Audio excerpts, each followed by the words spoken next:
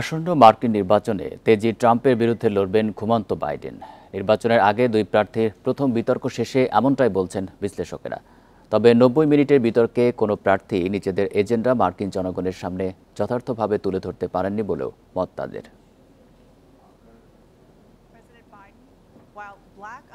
নভেম্বরে মার্কিন প্রেসিডেন্ট নির্বাচনের আগে বৃহস্পতিবার প্রথম মুখোমুখি বিতর্কে অংশ নেন জো বাইডেন ও ডোনাল্ড ট্রাম্প। বিতর্ক শেষে পরিচালিত সিএনএনের জরিপ অনুসারে ৬৭% উত্তরদাতা ট্রাম্পকে জয়ী বলেছেন, আর বাইডেনকে জয়ী বলেছেন কেবল ৩৩% উত্তরদাতা। বিশ্লেষকদের মতে বিতর্কে বাইডেনের দুর্বল উপস্থাপনা ডেমোক্রেট নেতা ও সমর্থকদের বিচলিত করেছে। ৮১ বছরের বৃদ্ধ বাইডেন আগামী ৪ বছরের জন্য দেশ পরিচালনায় সক্ষম হবেন কিনা তা নিয়েও উঠেছে প্রশ্ন। বিতর্কে ট্রাম্পকে বেশ আত্মবিশ্বাসী মনে হয়েছে।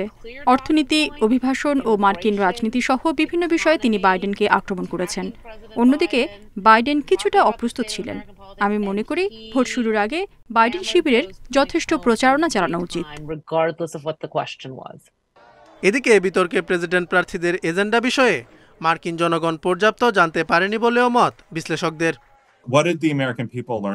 ৯০ মিনিটের বিতর্কে ক্ষমতা এলে দেশের জন্য কি করবেন সে বিষয়ে স্পষ্ট বার্তা দিতে পারেননি দুই প্রার্থীর কেউই। তারা একটি সুযোগ হাতছাড়া করেছে। জনগণকে অনেক কিছুই জানানোর ছিল। এই বিতর্কে আমি নতুন কিছুই পাইনি বা শিখতে পারিনি। তবে মুখোমুখি এসব বিতর্ক ভোটারদের উপর খুব কমই প্রভাব ফেলে বলে জানিয়েছেন বিশ্লেষকদের একাংশ।